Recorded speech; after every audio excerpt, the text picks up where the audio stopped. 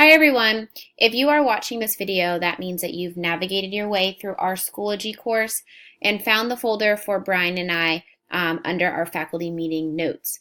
So today we're going to be talking about engaging students through flipped learning, and I couldn't think of a better opportunity to talk about engaging students through flipped learning by actually providing a flipped learning example. One of the biggest ways that I do flipped learning in my classroom is I make videos for my students, just like I'm making a video for you today. Some of you may be wondering, what is flipped learning? So I found this visual just on Google, and it is a great illustration of traditional learning versus flipped learning. So in a traditional learning environment, the teacher is standing in front of the whiteboard or smartboard, and students are watching. They may be engaged, they may not be, and then it's followed up with homework activities that hopefully reinforce what was done during the lecture in the traditional learning environment. In a flipped learning environment, students are watching the teacher talk through video or maybe a demo of something, and then the classroom activities follow up, or they reinforce, they enrich, or they remediate what is happening through the online lecture. So the classroom activities could be done after the lecture, so students could be watching the lecture for homework or during mounts or win time, or they could be watching it during class time and then you use it in a station rotation. How do I use flipped learning in my classroom? I do use it for lectures, so similar to what I'm doing now, I record myself talking over a PowerPoint and then I'll post it to Schoology. So that's exactly what I'm doing for this presentation for you today. I also like to use it for demos and step-by-step directions to activities. So my students use interactive notebooks, especially for social studies, and I really like to make videos of myself putting together pieces for their interactive notebook, because it allows them to go back and watch the directions again, and it's a lot easier than standing in front of the class waiting for everyone to cut and glue at the same pace. So putting demos on Schoology through this flipped learning has really been helpful to me. I also use it a lot in science when I am trying to explain an investigation to my students.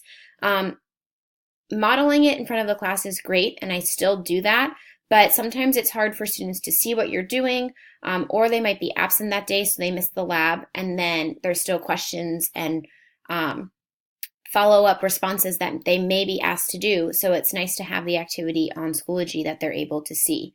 Additionally, they can use it as a study tool because they can always go back and watch the lectures or the demos for study guide purposes. And then lastly, I use it in stations. So I use it in an independent or technology station, and it makes that independent station not so independent, because the great thing that I do is I use Edpuzzle, which allows us to put questions into the videos. So then you're kind of doing those comprehension and formative checks as the students are watching the video along the way. So it is an independent or technology station in your station rotation. But when you add those check-ins and those formative assessments along the way, it keeps students engaged and holds them accountable for their work. So what resources do I use to make my videos for flipped learning?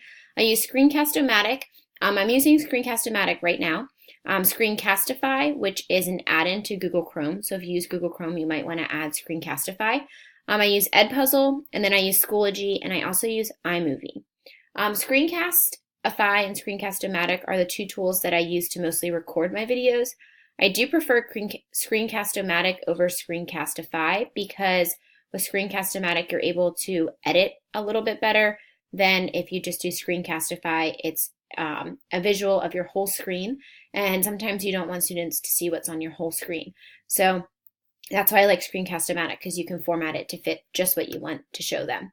And then I also will use iMovie if I'm making a demo video, because I'm able to speed up or slow down certain portions of the video, and then there's more editing techniques with that as well. Then, like I said previously, I post it to Edpuzzle. I'll add in formative checks along the way, and then I will post it on Schoology for students to access. So it is a long process, but once you get into continuously doing it, or it's more common in your teaching routine, it's not as much of a hassle as it may seem. And that goes into my last slide on this presentation. Is this adding more work to my plate? And I know that's really what we want to know at the end of the day. Engaging students through flipped learning may sound great on paper or even in this presentation, but at the end of the day, if it's adding more work to your plate, you're not going to do it. And to be honest, I don't think it's adding more work to my plate. Making videos for me only takes about 10 minutes of my time, and then it saves 40 minutes of class time. So if you traditionally use a PowerPoint or something on flip charts using your Promethean board, you can just record over it everything that you would traditionally say. And then it takes you 15 minutes, maybe 20. And then when students watch it, you're saving that class time because students are able to pause, write down the notes. They are able to go back and rewatch if they forgot something. If they're absent, it's really easy to get them caught up because you have this video already recorded. So it does take a lot of getting used to at first, but once you get in the swing of how to make the videos, edit them, and then post them, it really is just secondhand nature. So I really don't think it's adding more work to anyone's plate, especially because it saves a lot of in-class time where you can work with students one-on-one, you can remediate or you can enrich, and then it frees you up a little bit more in the classroom to really reach those students that you might not get to reach when you're doing a lecture-based lesson.